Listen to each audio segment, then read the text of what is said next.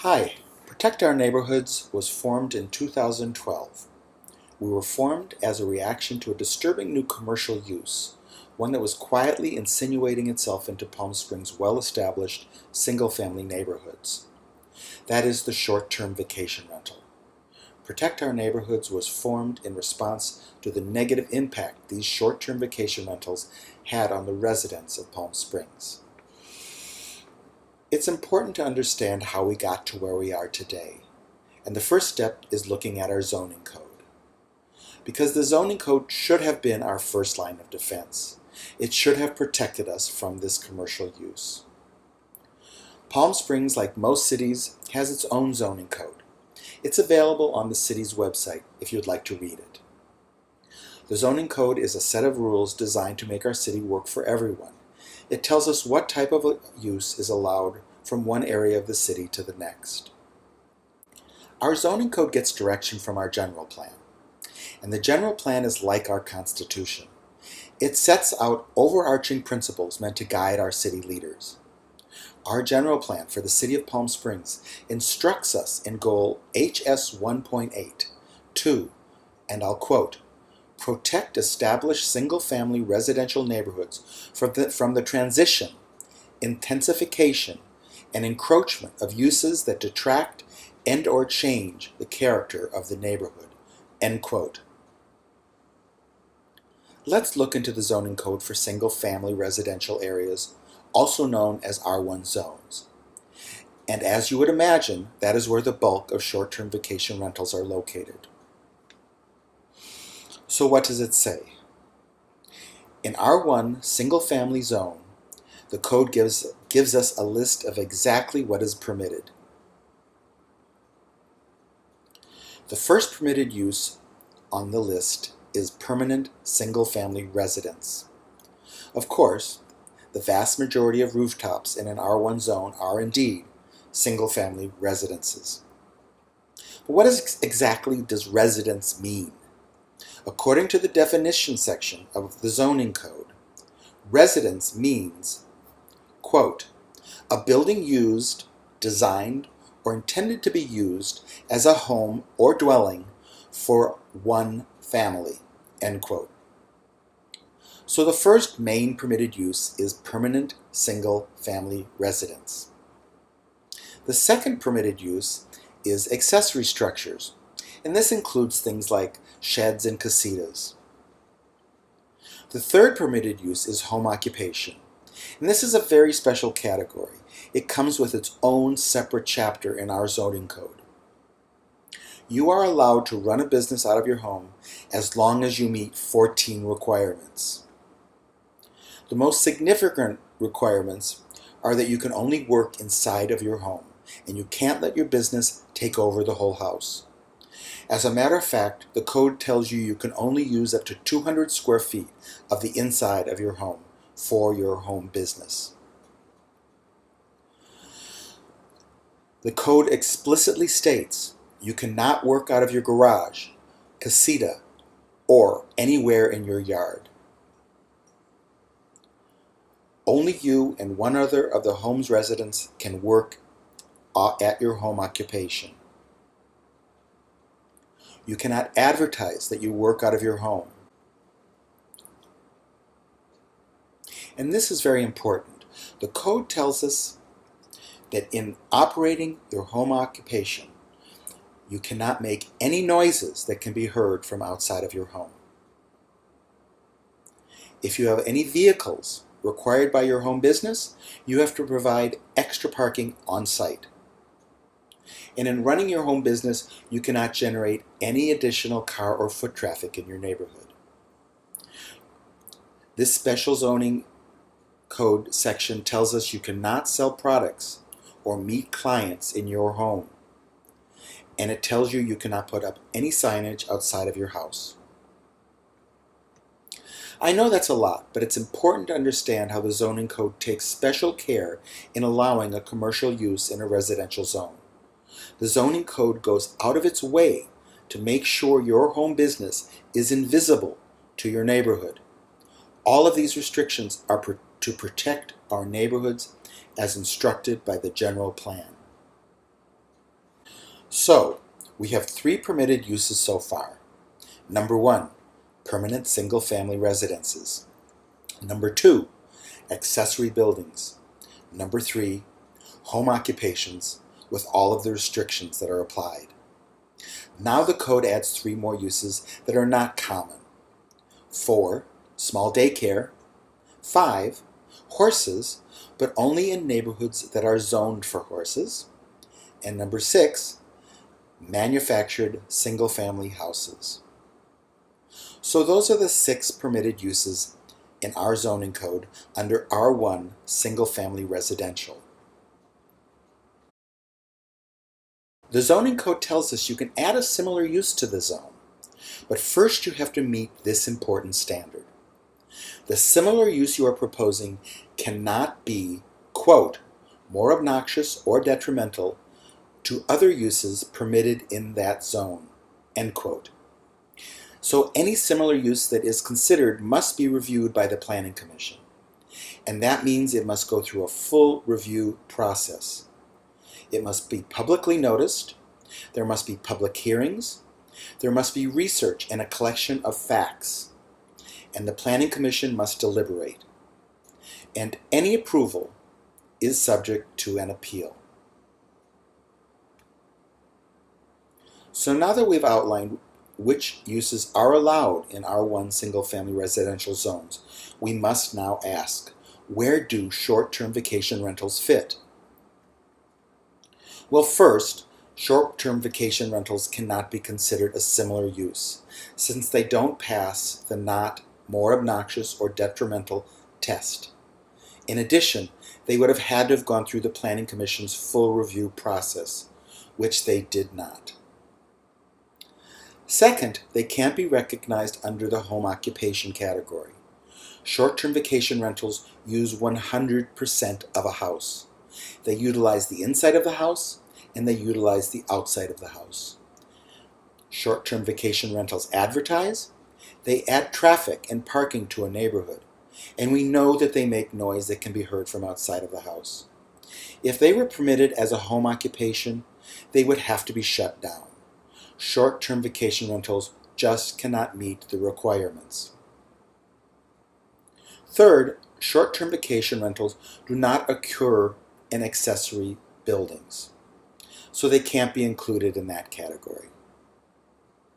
The only category that is left is permanent single-family residence, and that is exactly how the city attorney has classified them. As far as the city is concerned, the home you purchase to live in is exactly the same as the home next door that was purchased by an investor and rented out to different tourists every weekend. The city attorney has said that your home where you live is exactly the same as an unsupervised hotel. He claims that a resident of the city is exactly the same as a tourist. That is the official opinion by which this whole vacation rental industry is based. In 2008, the City of Palm Springs approved the Vacation Rental Ordinance. They stated that existing laws could be applied because they saw short-term vacation rentals as a permitted use. They stated that they did not need to create this new ordinance. The only reason they was to assure that this hotel use would not damage or disturb the peace of the neighborhoods. The City Council claimed that despite their very different use, they could make short-term vacation rentals act like our single-family residents and thus be compatible with them. Despite all the work over the past 8 years, work which included a special hotline number and resources dedicated to improved enforcement, the city still has not been able to substantially reduce the burden short-term vacation rentals place on our neighborhoods. Residents are forced to play policemen weekend after weekend, monitoring these de facto hotels encroaching on the peace of their home. The unrestrained growth of short-term vacation rentals is hollowing out neighborhoods. Some neighborhoods are seeing up to 35% more of their single-family homes converted to commercial hotel use. At Protect Our Neighborhoods, we have come to the conclusion that short-term vacation rentals are fundamentally neither the same as permanent single-family residence, nor are they compatible with single-family homes. We believe short-term vacation rentals do not belong in R1 single-family residential zones. We believe they never should have been considered a permitted use. We believe there is no amount of regulation that can make this square peg of a commercial business fit into our single-family neighborhoods. To learn more about Palm Springs and short-term vacation rentals, please visit us on Facebook or at protectourneighborhoods.net. Thank you very much. Okay, thank you, Council. We will move to item number 1G. And Mayor, I'm going to abstain for business purposes. Okay, thank you, Mr. Hutchison. We'll leave the chamber, and this is obviously the draft of the vacation rental ordinance.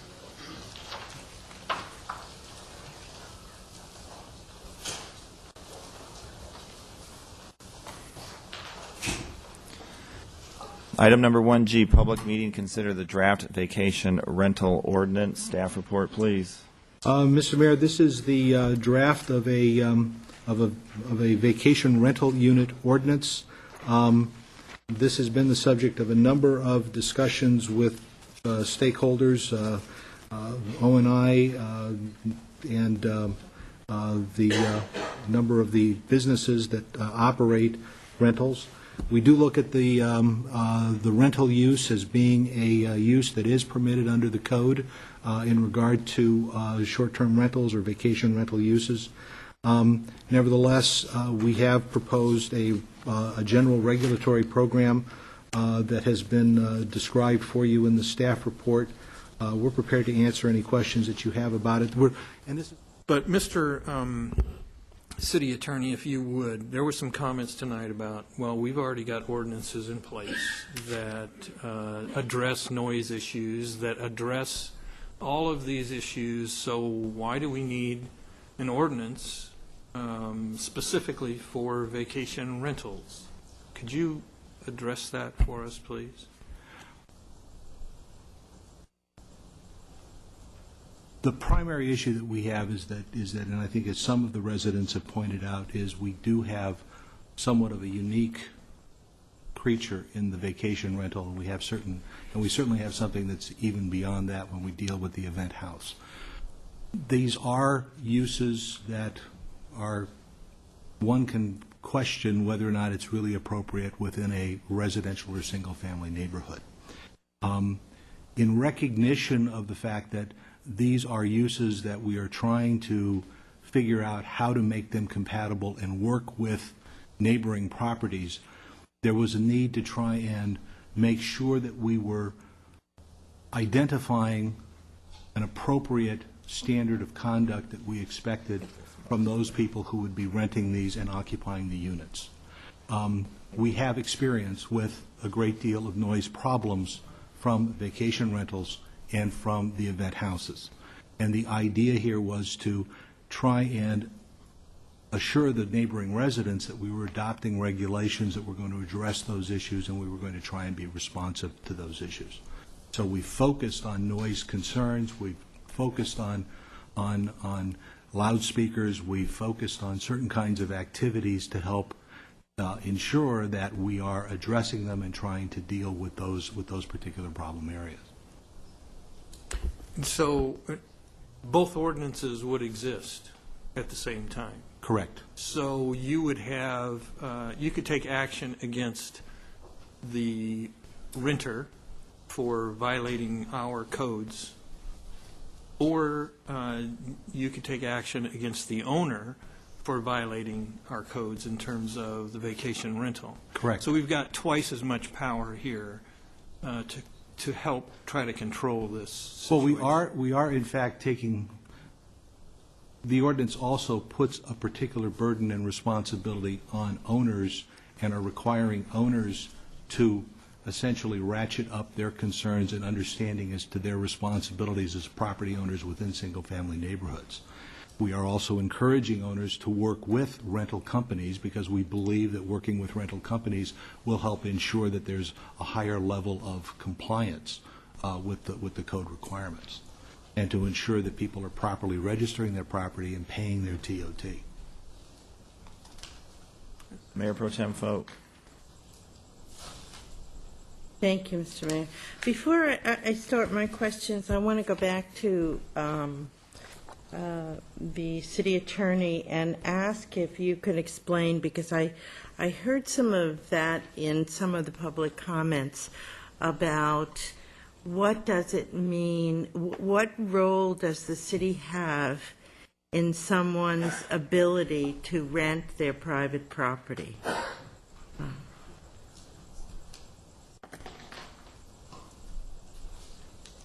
This is a single-family neighborhood. These properties are located in single-family neighborhoods. There has been an argument that has been made, and it is a credible argument, that a single-family residence can only be used for a permanent residence, and a permanent residence as defined under our code is actually something that is at least a month-to-month tenancy. We basically say that a rental of 28 days or less constitutes a hotel use because we're going to require them to pay a TOT. And so there is an argument that can be made that this is not a single-family use of property. But this city, like many other cities, especially those cities that are in tourist desirable areas, have recognized that this is an issue, and they've tried to come up with different ways of dealing with this issue. One of my former clients, Monterey County, adopted an ordinance that basically said you can't rent for anything less than 7 days, for example. That was one approach that was taken in order to address the issue. The concern here is, again, that we're trying to find a balance. We're trying to find a way to make these work within a single-family neighborhood and balance the issues that are there. So, does that answer your question? Yes, it does. Yeah, I mean, I thought that really had to be clarified, because it's really hard doing this, since I live in the Vista Las Palmas area also, and at a house behind us, which fortunately now has been purchased, that was a terrible party house rental. It wasn't a day of the week that it wasn't rented. And so it's really difficult. This was a difficult issue to deal with when there was a perspective of totally banning any rentals under 28 days or allowing for regulation. And having said that, I want to ask a couple of questions.